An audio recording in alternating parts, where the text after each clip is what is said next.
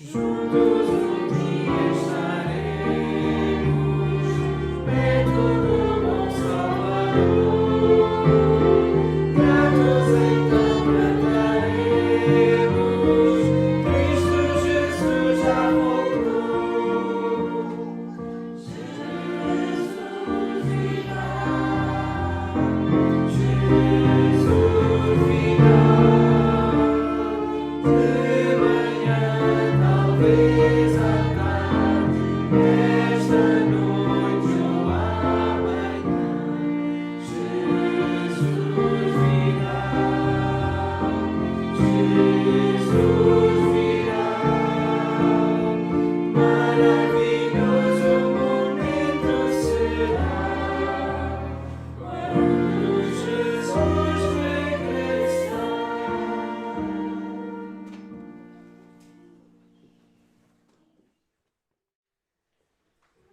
Apocalipse capítulo 1, nós vamos começar por ler o versículo 19.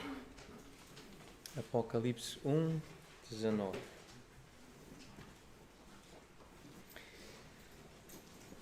Escreve, pois, as coisas que viste, e as que são, e as que hão de acontecer depois destas.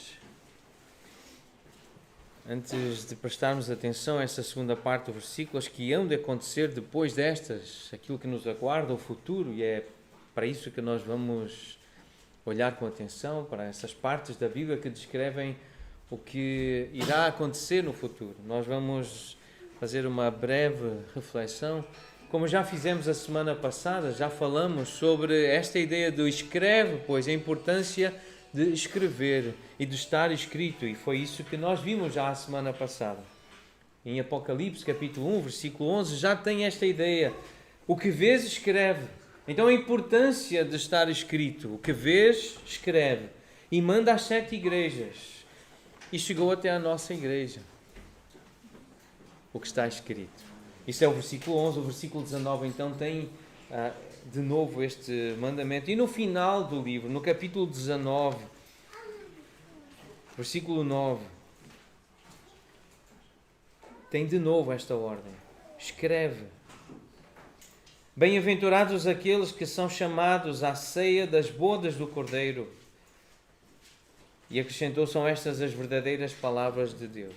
Nós acreditamos que todas as que estão escritas neste livro, todas as que foram ordenadas por Jesus para serem escritas, são palavras verdadeiras de Deus. São verdade, elas não falham. É assim que nós nos aproximamos do que está escrito, daquilo que nós lemos neste livro. No capítulo 21, aquele que está assentado no trono, versículo 5 diz, eis que faço novas todas estas coisas, e acrescentou, escreve, pois estas palavras são fiéis e verdadeiras. Essa é a razão porque eu quero que tu escrevas. Capítulo 22, essa repetição da mesma ideia, estas palavras são fiéis e verdadeiras. E no versículo 8 diz João que fui eu quem ouviu e viu estas coisas. É o testemunho de alguém que pôde ouvir com os seus próprios ouvidos iguais aos nossos, pôde ver com os seus olhos, e é assim que ele começa a sua carta, falando da experiência na carne, de ver Jesus no corpo dele. Ele diz, eu experimentei, eu e outras pessoas, nós vimos, nós tocamos, eu vi. Então é o testemunho de uma pessoa que foi testemunha ocular destas verdades. É isso que para nós também é muito importante. Saber que é resultado de factos históricos, o que está escrito. E de algumas coisas que fazem parte da história, que ainda não aconteceu para nós no tempo, mas na eternidade o Senhor já as vê como algo realizado. E estas palavras que nós lemos, que temos lido, há uma advertência séria, não deve haver acréscimos, não deve haver supressões, nada deve ser desrespeitado do que está escrito. Cada palavra, cada pequena parte das letras, como Jesus diz, o que está na lei vai ser cumprido. e pequenas partes na língua, nas letras judaicas, fazem toda a diferença. E uma letra pode se tornar outra se faltar um cantinho. E Jesus valoriza cada letra, cada palavra na lei, para que tudo se cumpra. É por isso que nós devemos estudar com rigor, com critério, com dedicação o que está escrito, procurar entender cada ideia que está revelada.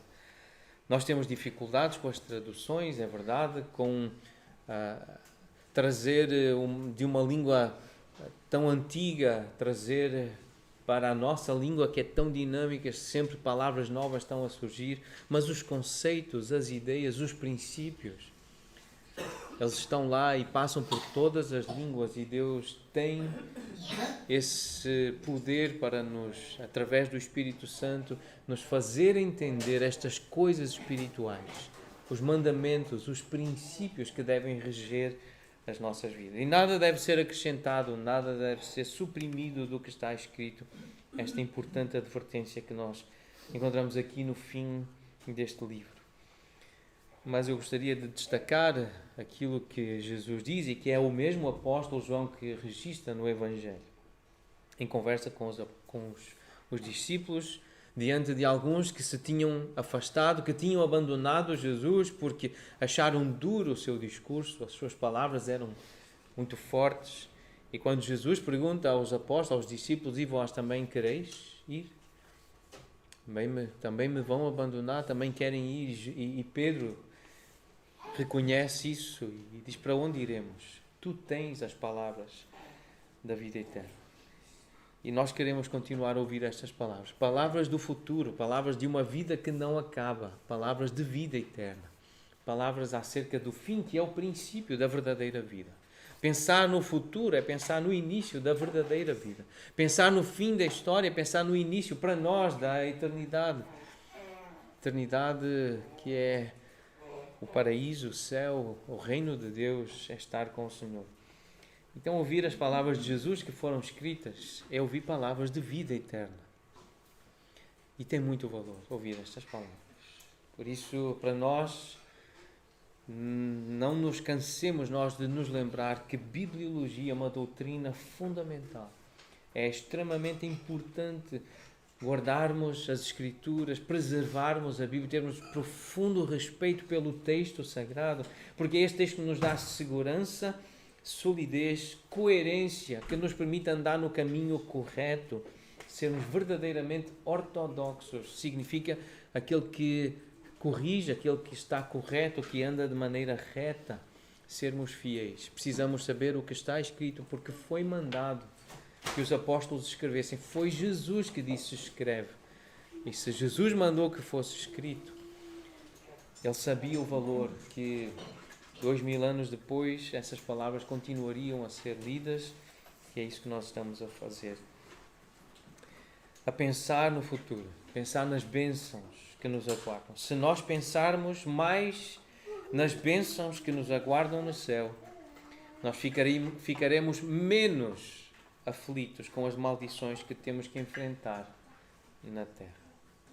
É uma graça do Senhor, é bênção podermos estar num lugar como este mais uma vez, mais uma semana, a termos a oportunidade de pensar, de meditar sobre as bênçãos que nos aguardam no céu, sobre o futuro, sobre a vida eterna.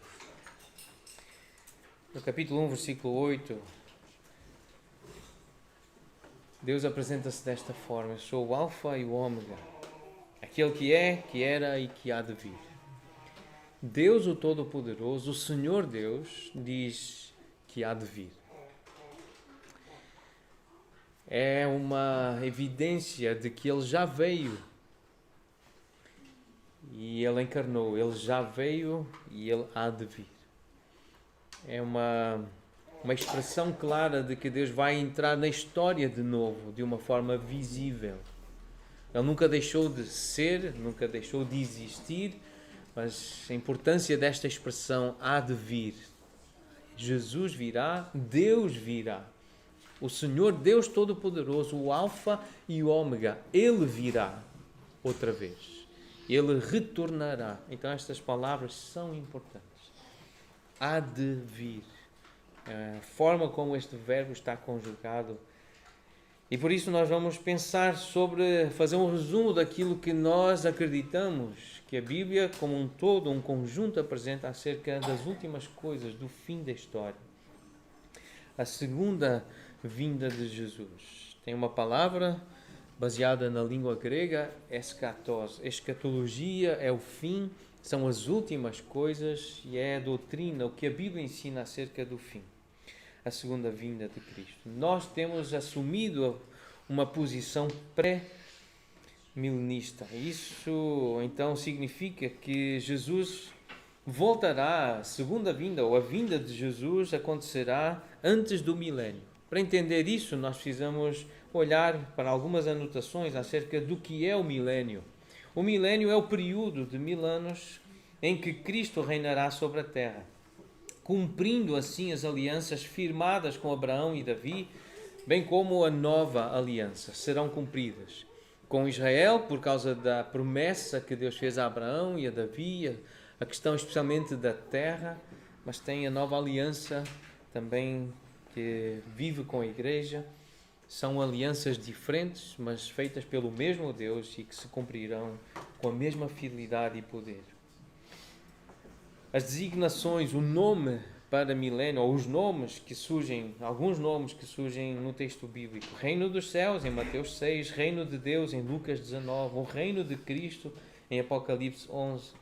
A regeneração, outra denominação para o milénio, em Mateus 19. Tempos de refrigério, uma expressão que surge no livro de Atos, no capítulo 3.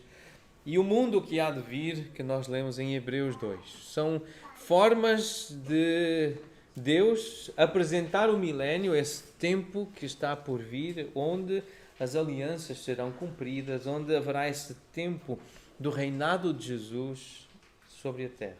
Então, Jesus será o cabeça, ele será o líder, o governador, o rei, a autoridade máxima durante esse tempo. O caráter do governo é um reino espiritual que produzirá paz, equidade, justiça, prosperidade e glória. Nós lemos isso em Isaías, no capítulo 11. E a capital será Jerusalém. Uma menção a essa cidade. E nesse contexto do reino, em Isaías, no capítulo 2, versículo 3. Há uma menção a Satanás em Apocalipse 20, e relacionada com o milénio. Todo o capítulo trata e expressa o que acontecerá no milénio. E durante esse período, então, Satanás estará acorrentado. Um anjo. Há um anjo que Deus vai enviar que ele é mais forte do que Satanás para prender Satanás. Isso mostra que Satanás está a agir porque Deus permite. Porque não precisa ser Jesus a ir prender Satanás. A Bíblia diz que será um anjo que vai acorrentá-lo, que o vai prender. E no fim do milénio ainda haverá um tempo em que ele será solto, será libertado para liderar uma última rebelião contra Cristo, e Satanás será finalmente derrotado e lançado no lago do fogo, onde permanecerá com todos aqueles que ouviram a sua voz como aquela que surgiu lá no paraíso, para haver desobediência, para haver rebeldia contra Deus. Todos os rebeldes, todos os adversários de Deus, todos os incrédulos terão esse mesmo final que Satanás terá. Mas há então uma ordem. A segunda vinda de Cristo acontecerá desta forma. A era da igreja termina no tempo da tribulação. Cristo volta à terra, estabelece e governa sobre o seu reino por 1000 anos. Ocorrem a ressurreição e o juízo dos não salvos e em seguida há o tempo eterno. Nós estamos a viver a era da igreja. Nós estamos a viver esse tempo em que Deus está a edificar o seu povo, essa nação santa, esse povo de propriedade exclusiva de Deus. Deus está a revelar a sua igreja, a revelar-se aos seus eleitos, aos seus filhos. Então estamos a viver esse tempo. E esse tempo terminará com a tribulação, e nessa altura então Jesus virá literalmente, fisicamente à terra. Deus virá. Nós olhamos para esses textos de uma forma normal, literal, seguindo esta tradição histórico-gramatical da interpretação bíblica. Então, Apocalipse 20 é entendido literalmente. Não são todas as passagens da Bíblia que são entendidas literalmente. Há alegorias, há partes que nós percebemos claramente que Jesus quis dar um caráter simbólico a essas expressões.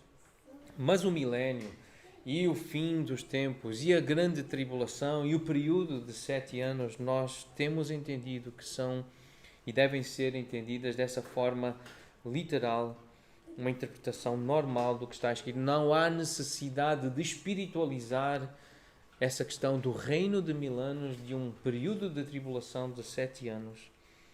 É perfeitamente cabível na nossa mente e na história haver esse tempo de tribulação seguido por um período de 1000 anos em que Jesus reinará na terra com a igreja e cumprindo as alianças com Israel e com o seu povo. Então, qual é o momento seguinte que aguarda os crentes? O arrebatamento. Não há um consenso entre aqueles que, como nós, são pré-milenistas, que aguardam a vinda de Jesus antes do milénio. Há pessoas que têm uma visão diferente. Nesta questão do futuro, há visões diferentes. Nós precisamos lembrar isso. E não é para nós uma questão fundamental como bibliologia é. Esta é uma questão importante, dá-nos essa ideia de consciência para onde vamos. É importante saber o caminho que nós estamos a seguir, se estamos no caminho certo, o que é que nos aguarda, e nós já vamos falar sobre aquilo que proporciona a crença, a memória sobre a segunda vinda, mas lembrar que há divisões na igreja, na verdadeira igreja, pessoas que realmente acreditam em Jesus, acreditam na Bíblia, mas pensam de forma diferente acerca do futuro. Sobre o momento do arrebatamento, nós temos sido persuadidos que o arrebatamento ocorrerá antes do período da grande tribulação, desses 7 anos. E o que significa é que a igreja será arrebatada, o verbo é mesmo esse, é ser levado. A vinda do Senhor dos Ares para buscar os seus santos ocorrerá antes do início do período de 7 anos da tribulação. Assim, de acordo com esse ponto de vista, a igreja não passará pela tribulação. E é pelas evidências bíblicas, não é por achar que é melhor isso. Porque tribulações nós vamos passar e aflições nós passamos. E algumas das coisas, não todas, algumas das coisas que estão descritas sobre o que ocorrerá na grande tribulação têm ocorrido ao longo destes séculos. Problemas cósmicos, alguns fenómenos atmosféricos, guerras e lutas, e a igreja tem passado por perseguição, então por tribulação, por aflição. Os crentes têm enfrentado grande sofrimento, grande agonia, têm desejado morrer. Há crentes que desejam morrer por sofrerem tanto. E estas são ideias presentes da grande tribulação. Pessoas que vão querer morrer, vão procurar a morte e não a acharão. Esse é o grande desespero. Querem morrer para terminar, achando que vão terminar o sofrimento. E o texto bíblico, em Apocalipse 9, diz que não vão encontrar a morte. Mas o ponto de vista que nós temos abraçado, a ocasião do arrebatamento, é antes da grande tribulação, por causa de alguns textos, como este em Apocalipse capítulo 3, versículo 10. A promessa que Jesus dá à igreja de que será guardada da hora da provação. E a indicação é que essa hora da provação é uma hora especial e é uma provação especial. Não é uma provação comum, não é uma prova comum que o crente passa. Haverá na história uma provação especial. E a igreja tem usado este texto que diz Apocalipse 3:10, palavras de Jesus dirigidas à igreja: guardaste a palavra da minha perseverança, também eu te guardarei da hora da provação que há de vir sobre o mundo inteiro para experimentar os que habitam sobre a terra. É algo grande e é sobre a terra, é uma hora especial de provação. Outra prova bíblica para nós considerarmos que o arrebatamento ocorrerá antes da grande tribulação é no capítulo 2 de 2 aos Tessalonicenses. A remoção do aspecto de habitação do ministério do Espírito Santo exige que os cristãos também sejam removidos. O versículo 7, especialmente deste capítulo, diz: o mistério da iniquidade já opera e aguarda somente que seja afastado aquele que agora o detém. Não é um texto claro, mas a maior parte dos intérpretes que abraçam esta visão acerca do futuro, estudiosos bíblicos, eles chegam a essa conclusão. É a igreja que está neste momento a deter, é a presença do Evangelho pregado, é a presença de homens e mulheres que se santificam, que estão a deter esse mistério ou essa ação do iníquo, da iniquidade, e depois então de ser arrebatada à igreja haverá a manifestação do iníquo, como diz aí esse texto, o mistério da iniquidade, o anticristo. Outra evidência, outra prova, a tribulação é um período de derramamento da ira de Deus, da qual a igreja está isenta, à luz de Apocalipse 6, 1 Tessalonicenses 1. O Apocalipse 6 diz que é o grande dia da ira do Cordeiro e do Senhor, Deus Todo-Poderoso. E 1 Tessalonicenses capítulo 1, versículo 10, fala da vinda de Jesus, a quem Deus ressuscitou dentre os mortos. Jesus que nos livra da ira vindoura, a nós cristãos. Então é uma expressão que fala sobre essa manifestação da grande ira de Deus. Então tem sido usado para mostrar que a igreja será arrebatada antes do período da grande tribulação. Ainda nessa carta, no capítulo 5, versículo 9, lemos: Deus não nos destinou para a ira, mas para alcançar a salvação mediante nosso Senhor Jesus Cristo. Então essa grande manifestação da ira de Deus sobre a terra não combina com a presença da igreja na terra durante esse período. E por fim, o arrebatamento só pode ser iminente se for pré-tribulacional. 1 Tessalonicenses 5:6, assim pois não durmamos como os demais, pelo contrário vigiemos e sejamos sóbrios. Se nós estivermos à espera de sinais para que venha depois o arrebatamento, já não há essa necessidade de vigilância e de sobriedade. É uma questão de coerência aqui. Se pode acontecer a qualquer momento, então é preciso estarmos a vigiar sempre, a todo momento, como a Bíblia nos alerta, nos avisa, nos orienta. Estejam atentos, porque pode ser esta tarde, como cantamos, esta noite ou amanhã, a qualquer momento. É isso que nós acreditamos. Não precisa começar uma guerra entre Israel e o resto do mundo para nós acharmos então é agora o fim. É a qualquer momento. Por isso o arrebatamento para a igreja pode-se dar agora, e depois então começa esse grande período esse período de grande tribulação, de grande manifestação da ira de Deus.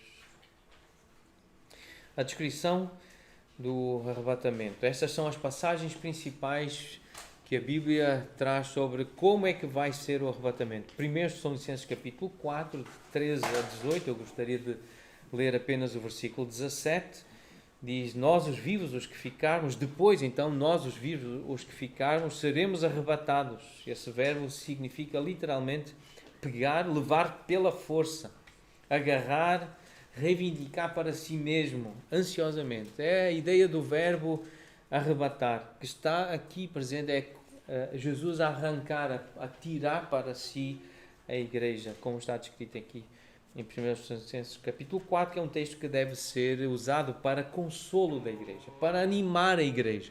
É assim que termina esta parte, este capítulo.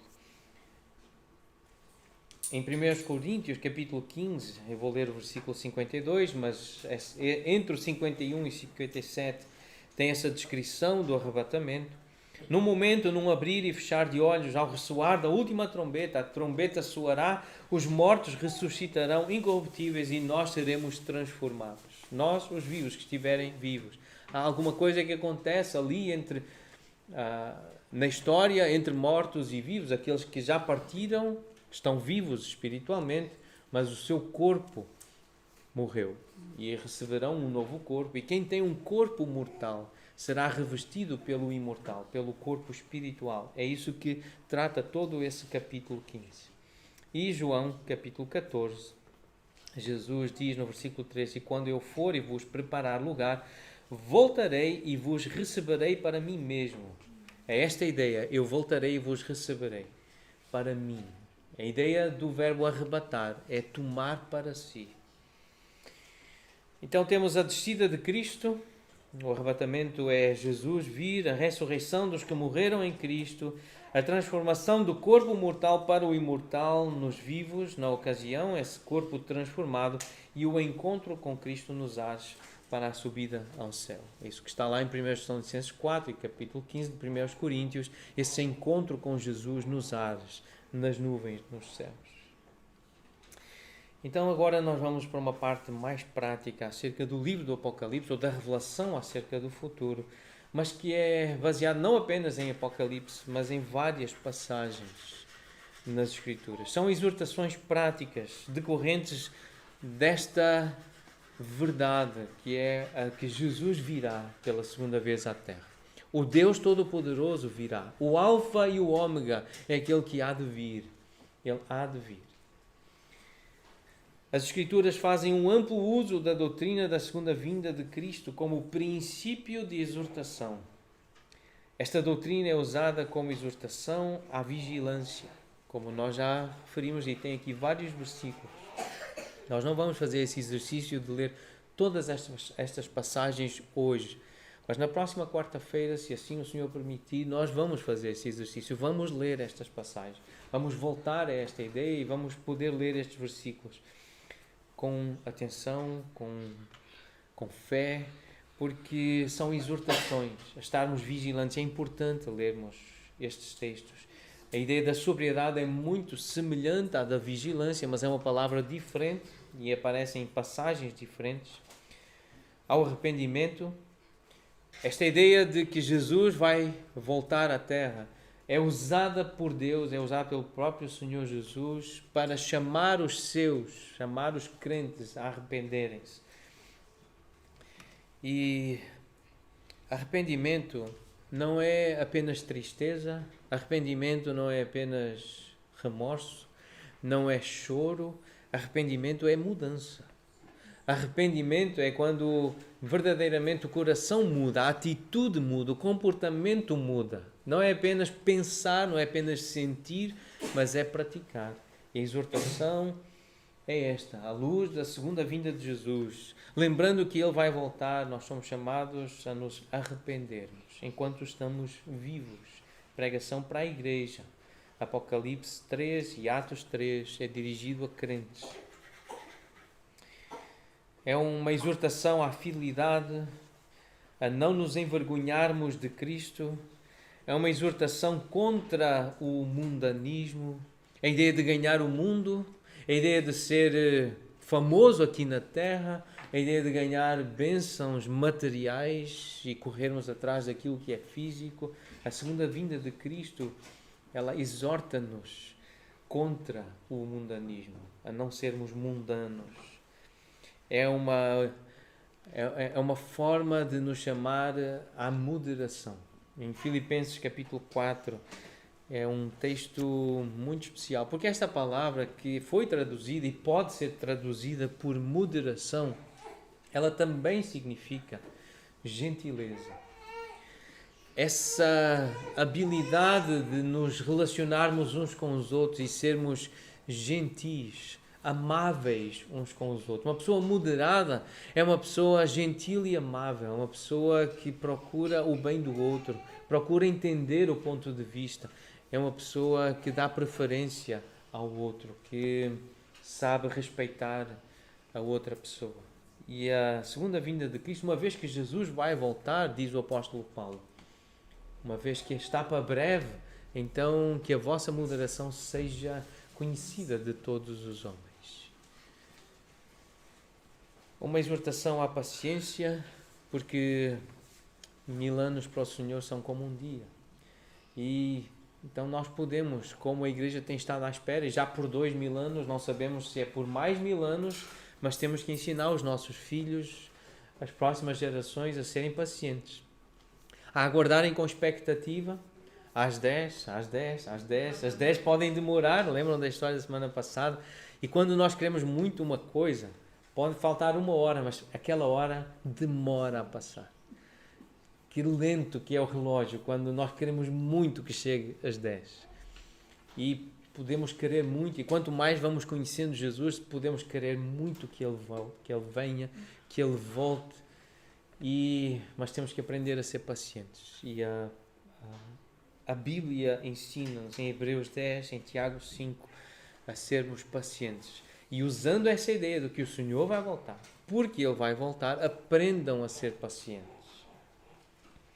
A mortificação da carne, a sinceridade, são textos que são usados para uma vez que Jesus vai voltar, então cuidem da vossa santificação, dos vossos desejos, tenham cuidado com os desejos da carne, cuidado com essa tendência para a mentira, para a falsidade. A santificação prática, corpo, alma e espírito é tudo. É isso que está em 1 Tessalonicenses 5, uma vez que Jesus vai voltar.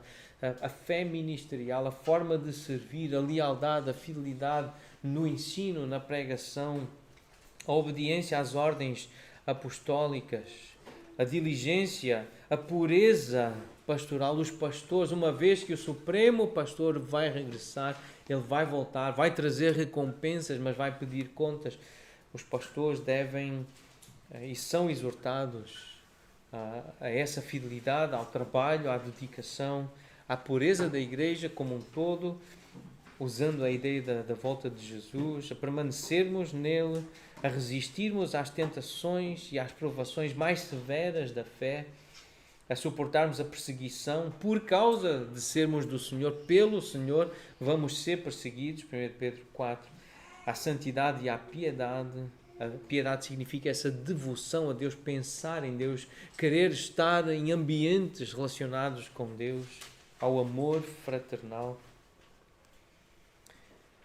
A conservarmos em mente a nossa cidadania celestial, para onde vamos, o que é que nos aguarda. Somos cidadãos não de Portugal, de Lisboa, da Amadora, de Algés ou do Porto, mas há uma outra cidade que nos aguarda. A amarmos a segunda vinda de Jesus, somos exortados a aguardarmos por Ele, somos exortados a confiar que Cristo terminará a sua obra, a mantermos a esperança firme até ao final, a renegarmos a impiedade e as paixões mundanas e a vivermos piedosamente, a estarmos alertas por causa da natureza repentina da sua volta. Já falamos sobre a iminência e como é lógico esperar que a qualquer momento, iminente significa isso, a qualquer hora, a qualquer momento Jesus pode nos chamar para si. A não julgarmos nada antes do tempo, a termos esperança de que há uma recompensa para aqueles que aguardam a vinda de Jesus. Ele trará recompensas. Estas são exortações práticas, mas algumas garantias ou algumas bênçãos decorrentes da doutrina da segunda vinda de Jesus, saber que Jesus vai voltar. A segunda vinda de Cristo garante aos discípulos um período de alegria. O que a Bíblia descreve acerca do futuro é que será um período de alegria para os crentes. Uma alegria que nós nunca experimentamos e que nada na terra se iguala. Essa é a bênção que nos aguarda. Coisas para além do que nós podemos imaginar e pensar. Então a segunda vinda de Jesus está-nos a lembrar que nos aguardam coisas muito boas, que nos vão trazer muita alegria. Precisamos lembrar isso. A segunda vinda de Cristo, ela conforta os apóstolos na partida de Cristo. E se fez isso para os apóstolos, pode fazer também para os outros discípulos, para nós. Foi um conforto. Jesus confortou os apóstolos dizendo: eu vou voltar. E por isso que Paulo escreve em 1 Tessalonicenses 4 que nós nos devemos confortar com essa ideia de que Jesus vai voltar. Especialmente naqueles momentos de grande angústia, de grande agonia, de perseguição. Nós precisamos e podemos usar estas palavras. Jesus vai voltar, Jesus virá. Isto vai acabar. Pensa no fim, suporta. Como Jesus suportou a cruz, a ignomínia da cruz, pensando no fim. Olhando para a alegria que lhe estava proposta. e nós podemos nos consolar desta forma. A alegria que nos está proposta. Estamos a aguardar coisas boas. A segunda vinda de Cristo é o principal acontecimento aguardado pelo crente. Estava a pensar aquilo que eu já aguardei, eu já tinha expectativa, algumas coisas que me deixaram ansioso, assim, o tempo está lento, está devagar. 18 anos, eu queria muito fazer 18 anos. Eu queria muito poder fazer algumas coisas que só pessoas com 18 anos podem fazer. Estava a pensar no Misael, eu acho que ele ainda não tem assim nenhumas ansiedades, mas eu acho que é mais na adolescência, na juventude, que se começa assim a ter metas. Como eu lembro da minha infância, não havia alguns dias específicos que eu queria que chegassem, mas eu lembro que comecei a desejar muito ter 18 anos, especialmente para poder conduzir um carro. Desde criança, eu tinha a idade do Misael, eu via com tanta atenção como é que o meu pai conduzia. E eu queria muito poder conduzir um carro. E chegou os 18 anos. Eu acho que até antes disso eu tive umas experiências. Mas assim, poder conduzir com autorização foi com 18 anos. Eu queria muito que chegasse esse dia. Essa ideia de aguardar algo. Depois, quando se começa a estudar a formatura, terminar o curso, receber o diploma, terminar, olha, acabou. Depois daquela angústia das provas, da dedicação aos estudos, mas algumas pessoas aguardam muito a formatura, têm muita pressa que chegue o dia do fim do curso. Depois, quando é que vai ter emprego? Aguardam com o primeiro emprego, o primeiro salário, começa aquela angústia, aquela agonia, aguardar o primeiro emprego. Depois, o dia do casamento. É outra grande expectativa dos seres humanos. Quando é que chega esse dia? E demora para chegar esse dia e aguardam o casamento. Depois, para alguns, muitos, o dia da chegada dos filhos. E nunca mais chega esse dia. Alguns ficam desesperados, que não conseguem alcançar. E depois a gravidez também, especialmente as mães, quando é que chega aquele dia do alívio? E vai aguardando. Depois pensa de novo na vida profissional, quando é que vai ser promovido, quando é que vai ter um salário melhor.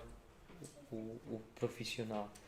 Depois a chegada dos netos. Quando é que os meus filhos me vão dar netos? É outra grande expectativa do ser humano. Querem, e fazem pressão alguns seres humanos, querem os netos. Depois querem a casa própria, querem acabar o empréstimo, querem ou construir a sua própria casa. É outra grande expectativa na vida. Quando é que eu vou conseguir comprar a casa, pagar a casa, terminar a construção da casa? É outra coisa que nos faz sentir ansiedade. Mas sabem, o que está garantido que nós vamos ter é que vamos morrer. Ou vamos ser arrebatados. É por isso que esta frase é importante, eu queria parar nela, porque o próximo grande acontecimento não será fazer 18 anos, não será passar pela formatura ou casamento, mas é morrermos. Essa é a nossa grande promoção. O grande momento, o grande acontecimento que o crente deve esperar é morrer. E nós temos que ter uma abordagem diferente em relação à morte. É a nossa promoção. É o grande evento da nossa vida, é a morte ou o arrebatamento, é Jesus voltar. Esse é o grande acontecimento que deve estar no coração. Nós temos que aprender a sentir isso, a corrigir. Eu não posso estar tão ansioso por ter... O que é que netos posso desejar? É uma das coisas, depois de 25 anos de casado, já posso desejar, começar a pensar em netos. Mas não é ter uma igreja com 50 pessoas, membros, e começarmos uma nova igreja. Não é o grande acontecimento, não é termos um espaço próprio para a nossa igreja. Não pode ser coisas terrenas que vão encher o meu coração de expectativa. Eu tenho e quero aprender e quero ensinar os irmãos, quero influenciar os irmãos para nós desejarmos, aguardarmos com expectativa a nossa morte, a nossa passagem, porque a morte significa estar com Jesus.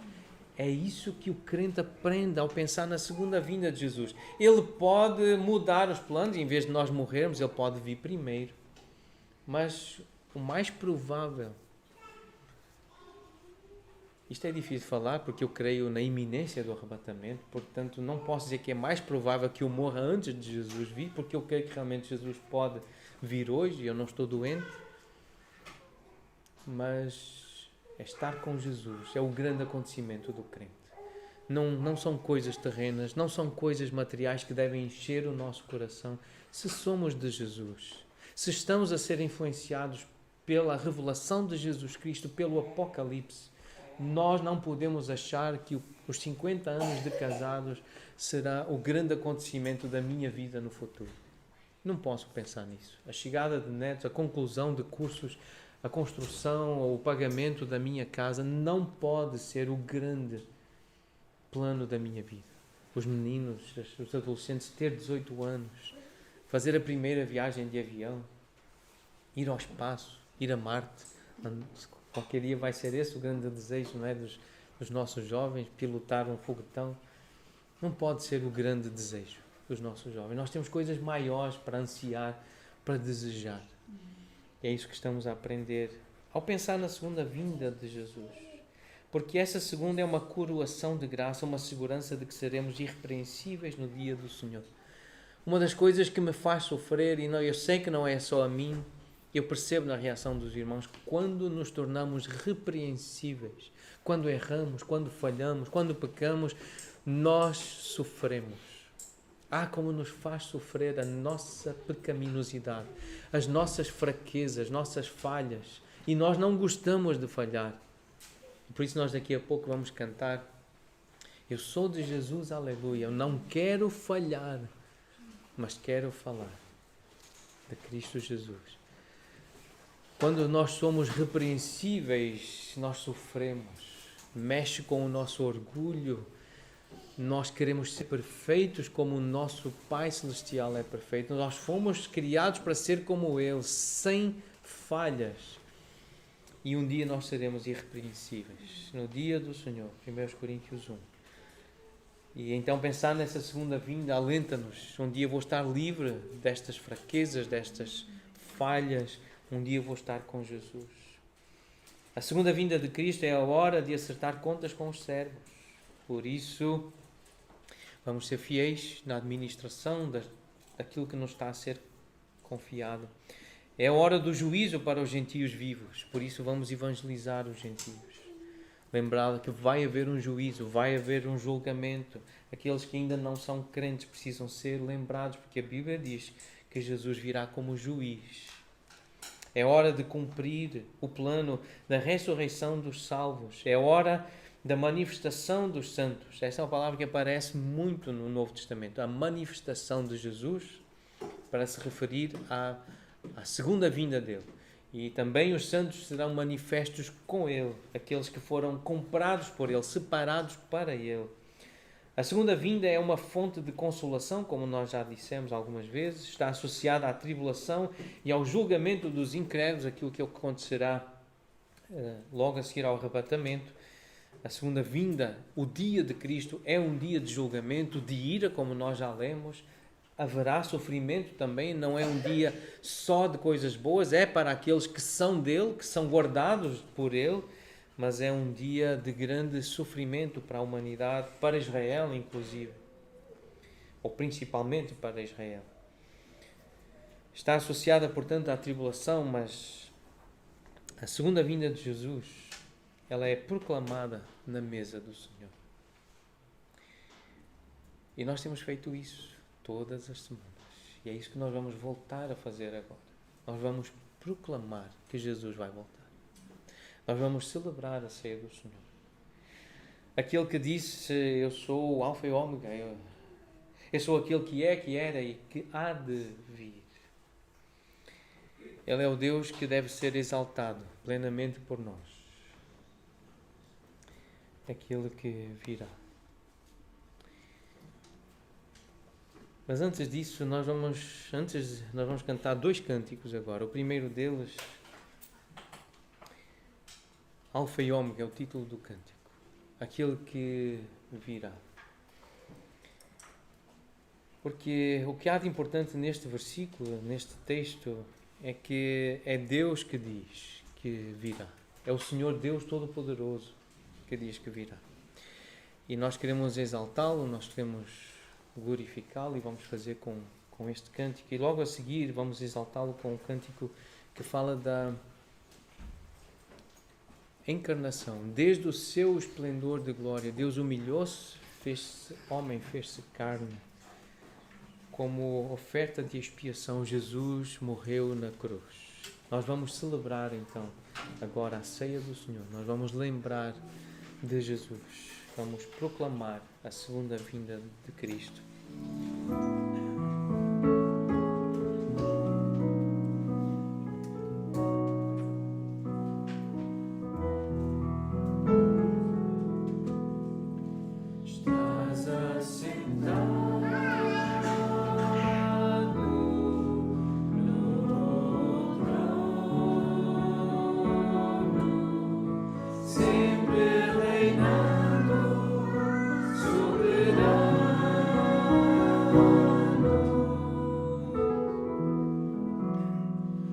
Anjos cantam.